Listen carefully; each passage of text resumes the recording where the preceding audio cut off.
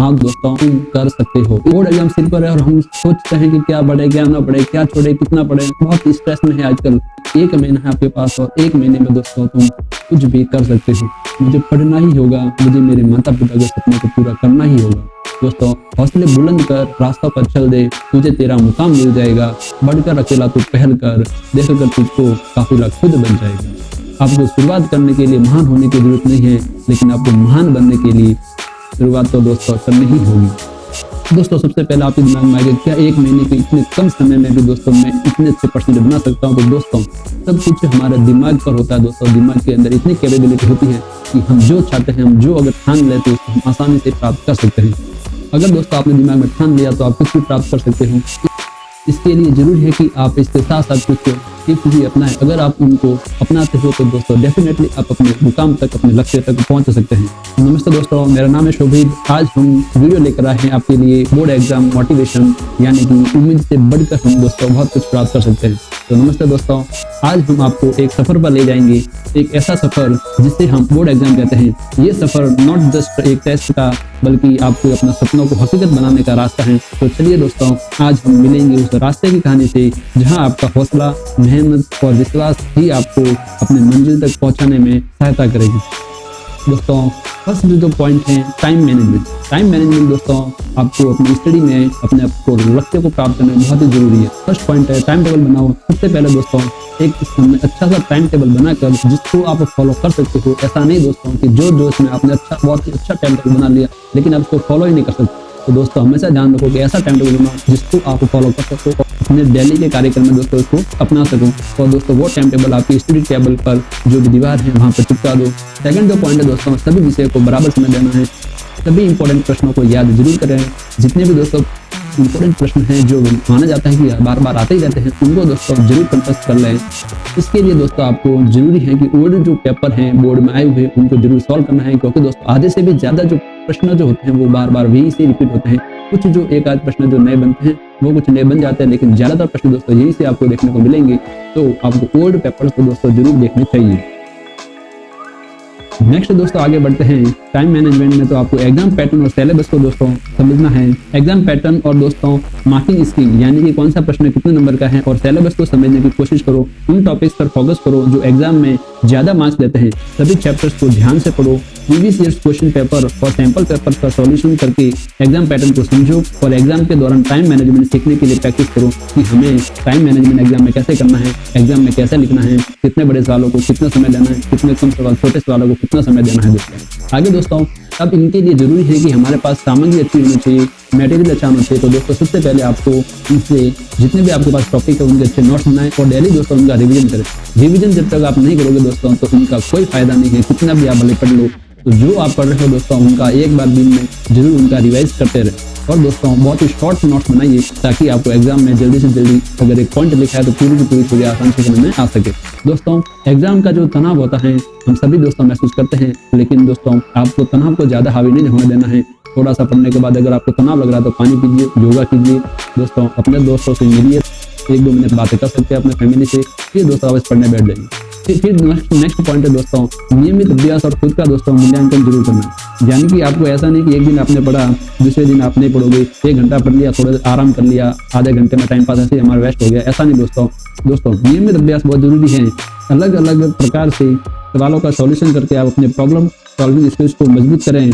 Mock test दे, sample जो papers होते हैं उनके थ्रू आप अपने परफॉर्मेंस को बेहतर बना सकते हैं और अपनी गलतियों को समझो और उन पर दोस्तों आपको ध्यान देना है। मूल्यांकन करने का मतलब यही है दोस्तों कि आप अपनी गलतियों से सीखते रहो कि मुझे कहाँ कमी आ रही है, किस प्रश्न में, किस प्रकार के प्रश्नों में समस्या आ रही है। उन प्रश्नों को, उन टॉपिक्स को आप बार बार देखिए और उन कमियों को दोस्तों दूर कर दीजिए। किसी भी टॉपिक्स को अगर समझने में तकलीफ हो दोस्तों तो अपने टीचर की, अपने दोस्तों की मदद जरूर ले सकते हैं। नेक्स्ट पॉइंट दोस्तों बहुत ही इंपॉर्टेंट है, यानी कि हमेशा आपको पॉजिटिव रहना है।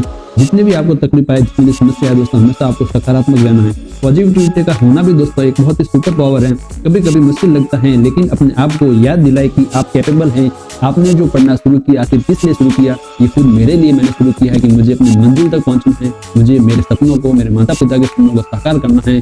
दोस्तों ये हमेशा अपने लक्ष्य को केंद्रित रखते हुए आप सोचोगे तो हमेशा पॉजिटिव बने रहोगे। अगर आपको कोई समस्या आती है तो दोस्तों उसके वजह में न फंसे, हमेशा अपने आप को मोटिवेट रखें। तो नेगेटिविटी अपने आती है तो दोस्तों उसको साइड में करिए और अपने आप को सकारात्मक बनाइए और उसको ठानिए कि हाँ मैं कर सकता हूँ, बिल्कुल मैं दोस्तों कर सकता हूँ। पॉजिटिविटी के लिए हम क्या क्या कर सकते हैं?